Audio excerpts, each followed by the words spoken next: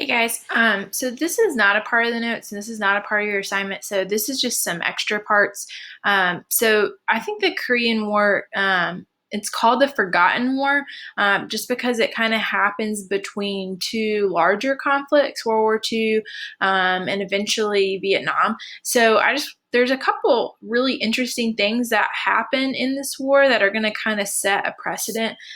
Plus, I just think it's interesting because this is a war that my mom's dad, so my other grandfather, fought in. So my dad's dad fought in World War II, and then my mom's dad fought in Korea, and was in the Navy for a long time. So I just think it's interesting. So I'll kind of go through a couple of interesting things. This is just if you're interested. Okay.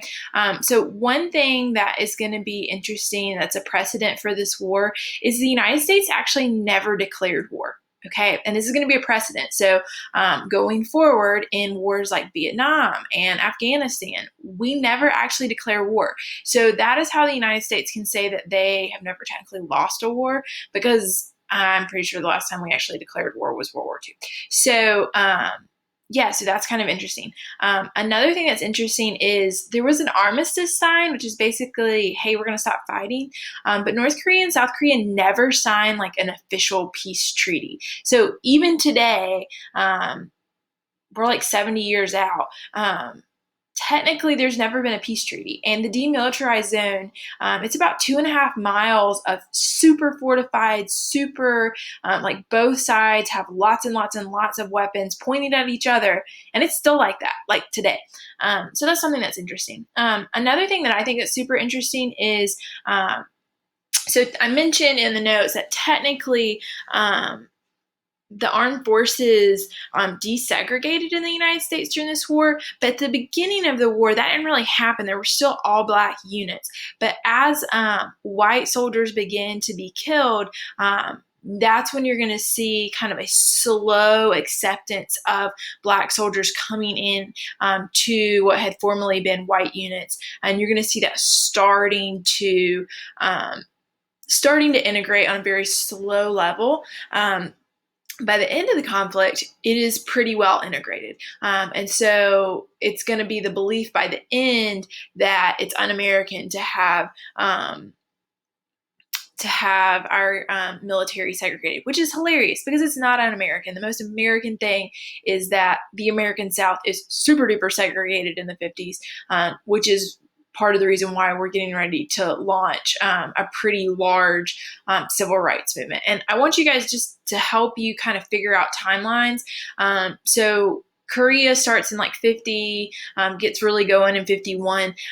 So it's 52, I believe, whenever Brown versus Board, the Supreme Court case that desegregates public schools, actually takes place.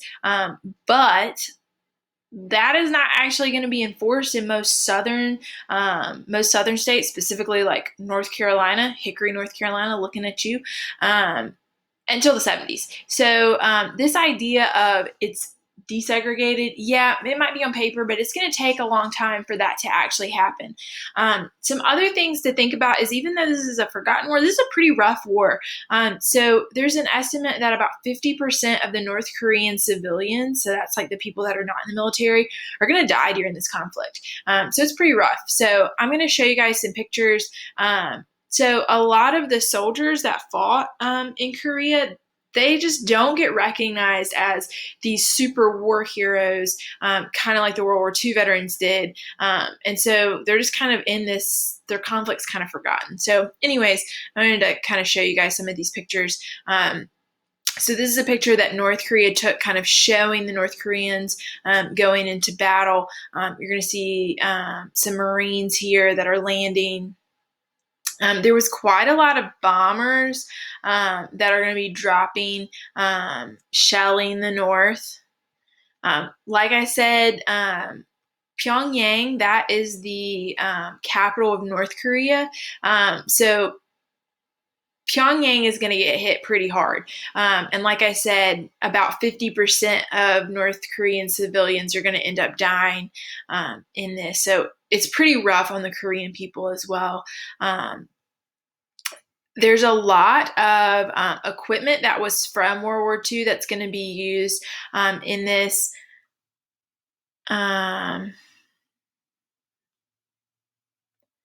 Yeah, so even though this is considered a forgotten war, we want to keep in mind that this was still pretty brutal on the Korean people, and it's going to be American lives are going to be lost as soldiers are going to be lost.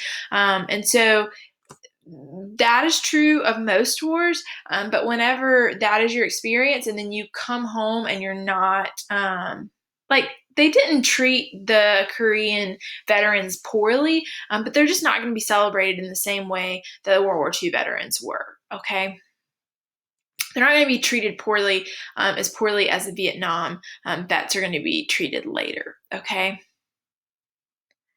All right. So, anyways, just wanted to show you guys some of the pictures. I think it's important to help us understand, to kind of understand the impact of a war. A lot of times we talk about war in history and we just kind of blast through it. But, anyways, yeah. So, hope that was interesting for you guys.